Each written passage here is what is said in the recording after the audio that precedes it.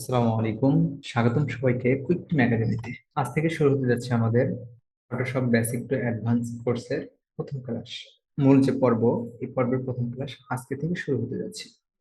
আমরা ইতিমধ্যে ফটোশপের ইন্টারফেস এবং টুল সম্বন্ধে জেনেছি। তো এখন আমাদের সর্বপ্রথম ক্লাসে থাকছে ক্লিপিং পাথ। ক্লিপিং পাথ দিয়ে আমরা শুরু করব। ক্লিপিং পাথ করার জন্য আপনাকে পেন টুল সিলেকশন করতে হবে। তো আমি টুলবার থেকে পেন টুলকে সিলেকশন করে নিলাম। টুলবার থেকে পেন টুল সিলেকশন করার পর আমি ছবিটা এরকম ছিল, আমি অল্টার চেপে মাউসের যে কার্সারটি রয়েছে এটি ঘুরিয়ে আমি এটাকে বড় করে নিলাম। অথবা আপনারা কন্ট্রোল প্লাস চাপতে পারেন, এটা জুম ইন হবে, কন্ট্রোল মাইনাস চাপলে এটা জুম আউট হবে। ওকে, এরপর একটি যে কোনো একটি প্রান্ত আমরা সিলেকশন করবো প্রথমে। তো আমি চাইলে এটাকে একটু কন্ট্রোল জে দিয়ে কপি করে কন্ট্রোল এল দিয়ে এটার,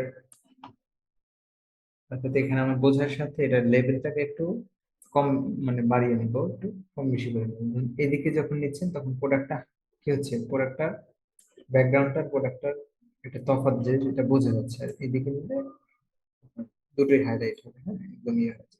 তো আমার এরকমটাই দরকার, আমি এরকম রাখি।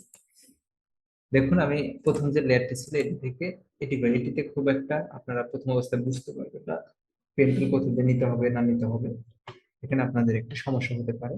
যার কারণে আমি নতুন আরেকটা লেয়ার নিলাম এবং এটাকে লেভেলের মাধ্যমে এটা একটু ড্রাগ করে নিলাম। ড্রাগ করে নেওয়ার পর আমি এটাতে কাজ করব, বাট মূল যে ফাইলটা আমি এটা থেকে ব্যাকগ্রাউন্ডটা রিমুভ করব। আশা করি বিষয়টি বুঝতে পেরেছেন। আমি এটাকে জুম ইন করে নিই। জুম ইন করে নেওয়ার পর এই প্রান্ত থেকে আমি শুরু করবো, জাস্ট এখানে একটা ক্লিক দিই।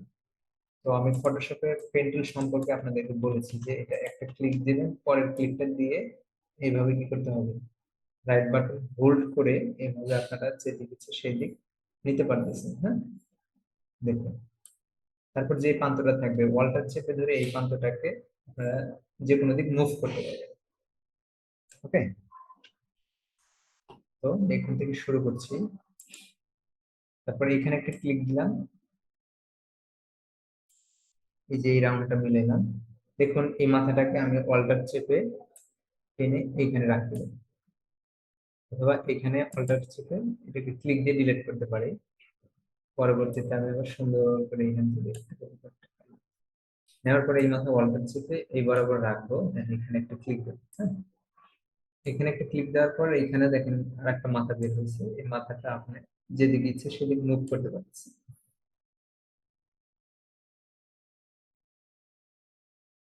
ওকে, তারপরে এখানে ক্লিক দিয়ে এই কার্ভটা আমি মিলিয়ে দিলাম। তারপর এখানে এনে ছেড়ে দিলাম। তো যেহেতু আমি ইমেজটাকে জুম ইন করেছি, স্পেস চেপে আমি এটাকে হ্যান্ড টুল দ্বারা এটাকে এদিক সরিয়ে নিতে পারবো। হ্যাঁ, যেদিকে ইচ্ছে সেদিক মুভ করতে পারবো।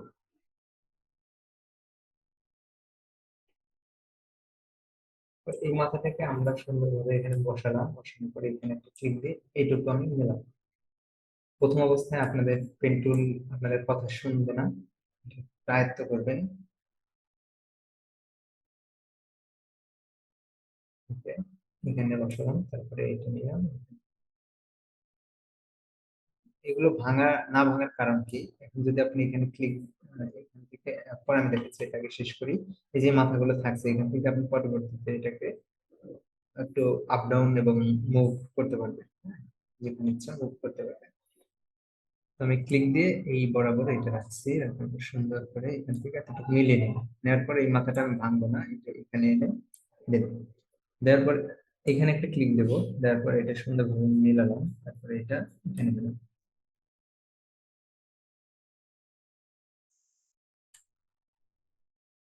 এটা এখানে মিলালাম, এটা এখানে ছিলাম, তারপরে এ পর্যন্ত একটা কার্ভ তৈরি করলাম। ঠিক? এইখানে আমি একটু আরেকটু জুম ইন করি, দেন এইখানে এখানে আমাকে আরেকটা ক্লিক দিতে হবে। এই মাথাটা আমি ভেঙে দেবো এখান থেকে, তারপরে এখানে একটা ক্লিক দিই, এটা এই পর্যন্ত রাখি। আচ্ছা, রাখার পর ধরুন বায়ার আমাকে পুরোটাই রিমুভ করতে বলছে, কিন্তু এগুলো রিমুভ করতে হলে কিন্তু আপনাকে অনেক সময় স্পেন্ড করতে হবে। প্রথম অবস্থায় এগুলো করতে যাবেন না, সিম্পলি যে কাজগুলো সেই কাজগুলো আপনারা করবেন। যতটুকু দেখাচ্ছি আমি এখান থেকে এইটুকুকে বাদ দিয়ে দিচ্ছি। ওকে, আমি যে এখান থেকে নিয়েছিলাম এখান থেকে এইটুকুকে বাদ দিয়ে দিলাম।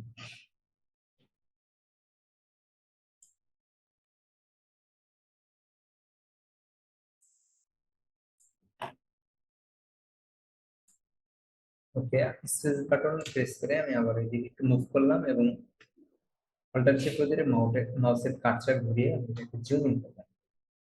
জুম ইন করার পর আমি এখান থেকে সুন্দরভাবে মেলালাম এবং এটা এখানে ছাড়লাম। তারপরে এখানে একটা ক্লিক দেবো, তারপরে এখানে একটা ক্লিক দেবো। যেহেতু আমি এটুকু বাদ দিয়েছি, দিলে দিতে পারি এটা সেটুকু। আমি যে এখানে এসে সেটা এটাকে মাইনাস করতে হবে। তো যে মাইনাস করার জন্য আপনাকে এই যে ডিলিট অ্যাঙ্কার পয়েন্ট, আমি এই অ্যাঙ্কার পয়েন্টটা ডিলিট করবো। হ্যাঁ, এটাতে ক্লিক দিলে ওটা ডিলিট হয়ে যাবে। পরে আমি আবার পেন টুলে চলে যাবো। পেন টুলে যাওয়ার পর জাস্ট এখান থেকে একটা ক্লিক দিয়ে এটার সাথে মিলিয়ে দিই। এই পাশে আসার পরে দেখতে পাচ্ছেন পেন টুলের পিছনে একটা গোল চিহ্ন দেখতে পাচ্ছেন। এটা আসলে মানে কি আপনার পুরো রাউন্ড শেষ হওয়ার পরে এখানে এসে একটা ক্লিক দিলে এটার সাথে এটা সুন্দরভাবে মিলে যাবে। বাট আচ্ছা, এখানে একটু সমস্যা হয়েছে।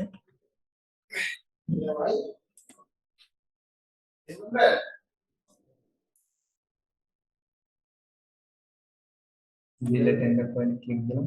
ক্লিক দেওয়ার পরে এটা ডিলিট হয়ে যাবে। হ্যাঁ, তারপর আবার পেন টুলে গেলাম, এখান থেকে এখানে একটা ক্লিক দিলাম আর এটা মিলিয়ে দেবো। সুন্দরভাবে মিলিয়ে দেবো। এখন আমার ক্লিপিং পাথ করা শেষ।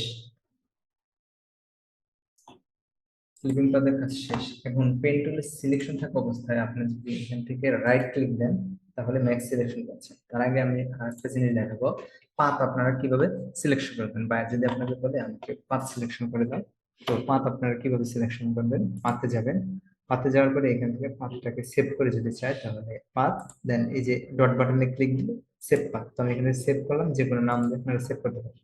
এখন যদি এটা জেপিজি অথবা পিএসডি ফাইলে সেভ দেন তাহলে পরবর্তীতে এই ইমেজ ওপেন করার পর আপনারা এই পাথ অপশনটি পাবেন। এখান থেকে সিলেকশন খুব সহজে আপনারা সিলেকশন করে নিতে পারবেন। আশা করি বিষয়টি বুঝতে পেরেছেন। তারপর আমি লেয়ারে আসলাম, আসার পর এইখান থেকে যদি রাইট ক্লিক দিই ম্যাক্স সিলেকশন করি তাহলে এখানে দেখছেন ফেদার। আমি ফেদারটা এখন আপনাদেরকে বুঝাবো, ফেদারের কাজটা। ওকে, ফেদার রিডিউস, আমি ফেদার 10 বা তার একটু বেশি দিই। প্রথম অবস্থায় আমি 20 ফেদার দিলাম। হ্যাঁ, 20 ফেদার দিয়ে যদি ওকে করে দেই, ওকে করে দেওয়ার পর এটাকে সিলেকশন নিয়ে নিয়ে নিছে। নিয়ে নেওয়ার পর এই যে আমি যে লেয়ার টেক্সটটা নিয়েছিলাম ওটাকে ডিলিট করে দিলাম। ডিলিট করে দেওয়ার পর সেটিকে এখানে ড্রা করে এখানে নিয়ে এসে ছেড়ে দিলে ডিলিট হয়ে যাবে। তো এটি আপনাদের মূল লেয়ার। এখান থেকে যদি আমি কন্ট্রোল জে প্রেস করি, কন্ট্রোল জে প্রেস করার পরে এখানে আমার দেখুন এটা কপি হয়ে গেছে। হ্যাঁ, বাট আমি নিচে এখানে আরেকটা নতুন লেয়ার ক্রিয়েট করি এবং ব্যাক স্পেস এটাকে দেখুন চারপাশে কেমন এই যে ঝাপসা ঝাপসা। হ্যাঁ, এটা হলো ফেদার নেওয়ার কারণে স্মুথলি ব্যাকগ্রাউন্ড সহ এটাকে কেটে নিচ্ছি। হ্যাঁ, তারপর আমি কন্ট্রোল জেড দিয়ে ব্যাগে যাচ্ছি। এখন আমি যে কাজটি করবো, আচ্ছা এই দেখেন কন্ট্রোল জেড দিলে আপনারা এক ধাপ করে ব্যাগে যেতে পারবেন, আর কন্ট্রোল শিফট জেড দিলে এটা আবার আগের মতো পুনরায় কাজ করবে। হুম, মানে পুনরায় যে কাজগুলো করেছে সেটা সম্পূর্ণ হবে। তাহলে আমরা কন্ট্রোল জে দিয়ে ব্যাক যাবো এবং কন্ট্রোল শিফট জেড দিয়ে পুনরায় আবার কাজে ফিরে আসবো। ঠিক আছে, ওকে। তো আমি এটাকে মূলত এখান থেকে ডিলিট করে দেবো। ডিলিট করে দেওয়ার পর রাইট ক্লিক, এই যে পেন্টুল সিলেকশন থাকা অবস্থায় রাইট ক্লিক ম্যাক্স সিলেকশন, এই এখন আমি ফেদার দেবো হলো জিরো। জিরো দেওয়ার পর ওকে। ওকে দেওয়ার পরে এখানে আপনারা দুইটি কাজ করবেন, অনেকভাবে এই ব্যাকগ্রাউন্ডটি রিমুভ করতে পারেন। হ্যাঁ, এখান থেকে যদি আপনি ইরেজার টুল ইউজ করেন, এটাকে আমি বড় করে নিচ্ছি থার্ড ব্র্যাকেট চেপে, এটাকে বড় করে নিয়ে যদি যে সিলেকশন আছে, শুধু প্রোডাক্ট সিলেকশন আছে, এখন ক্লিক দিলে প্রোডাক্টটা কেটে যাবে। হ্যাঁ, আপনাকে ব্যাকগ্রাউন্ড সিলেকশন করতে হবে। এই ক্ষেত্রে আপনাকে সিলেক্ট ইনভার্স অথবা shift plus control plus I, shift control I চাপ দিলে এটা ইনভার্স হয়ে যাবে। এখন আপনার ব্যাকগ্রাউন্ড সিলেকশন হয়েছে।